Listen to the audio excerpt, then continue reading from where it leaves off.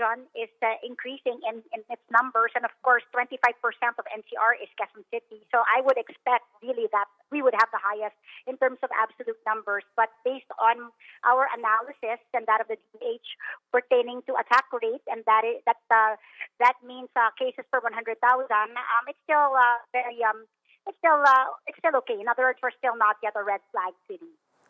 All right, thank you for putting that into context, Mayor. Of course, the next question I have to ask is, how are hospitals coping in Quezon City? Are they getting overwhelmed? What's the situation with both private and public hospitals?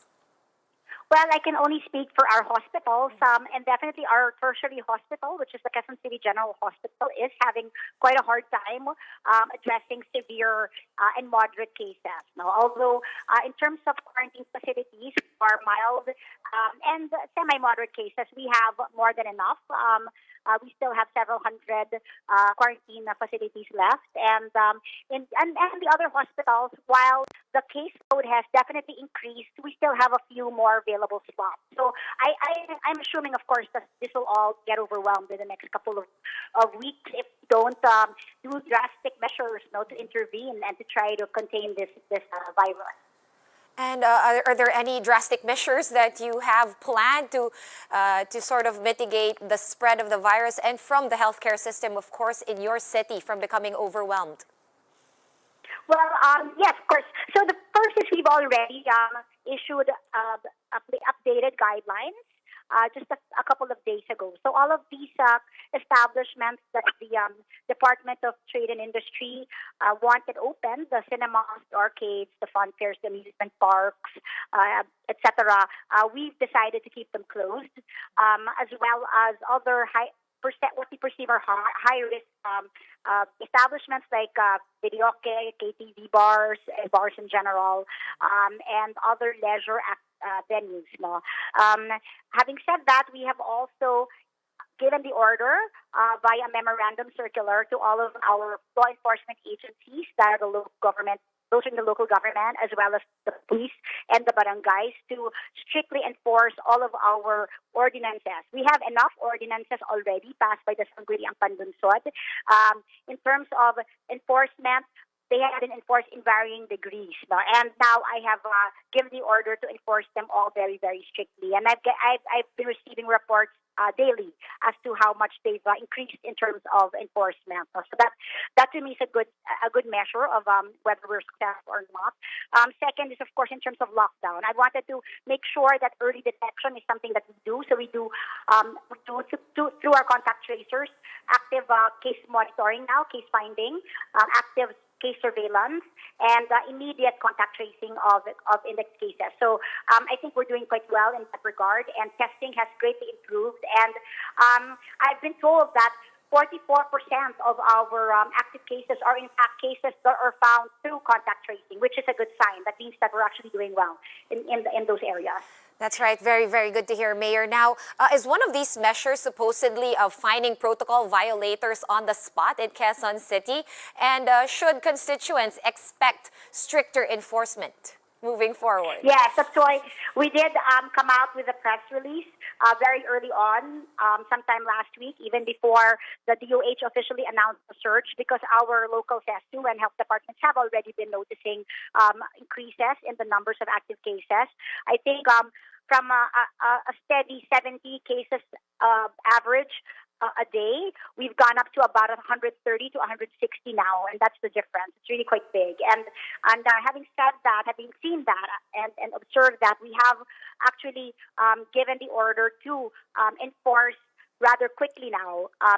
On the spot is right, and that really was a warning given last week that we would be, the people can expect that the enforcers will be acting more stringently towards enforcing the measure. So the press release came out to warn the people that they should expect stricter measures now in terms of enforcement.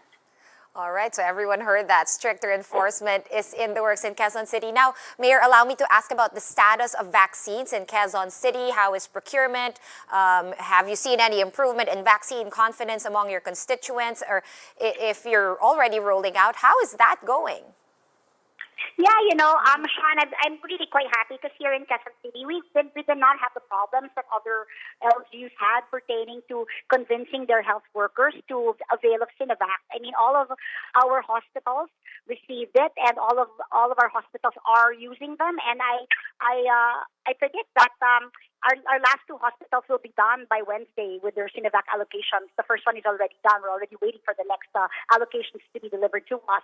Now, with regards to our constituents, I'm happy also to say that based on all of our surveys, there are more yeses than no's, much more yeses than no's, and there are a lot of undecideds as well, but that's still less than the yeses. So I think people in Quezon City are generally convinced that they have to get vaccinated, and those that are undecided, we've been conducting very aggressively webinars and fora on a regular basis, and on a by-sector basis as well. We've finished with senior citizens. We'll be doing the women this week and the youth groups because we're trying to target all of their concerns pertaining to their sector. So hopefully by the time that their fears are allayed by information, by proper communications, by true news rather than fake news, I hope that most of our citizens, 80%, our target, will agree to have themselves vaccinated. And I see that happening here.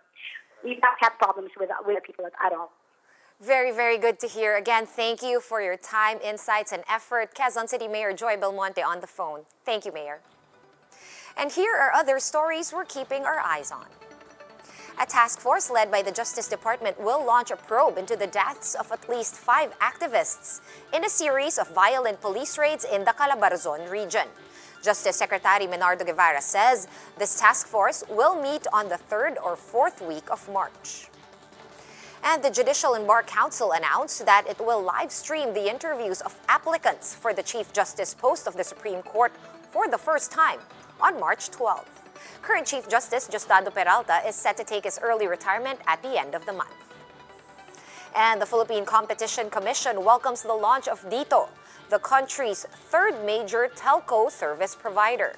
PCC Chairman Arsenio Balisacan says that it is a major development in the sector that has long been ruled by dominant incumbents. For more updates, visit News 5, The Philippine Star, and Business World online. Visit our website, onenews.ph, for more in-depth analysis. You can also catch One News on the Signal Play app. Register for a free account at www.signalplay.com and stream One News Live anytime, anywhere. I'm Sean Yao. We are One News.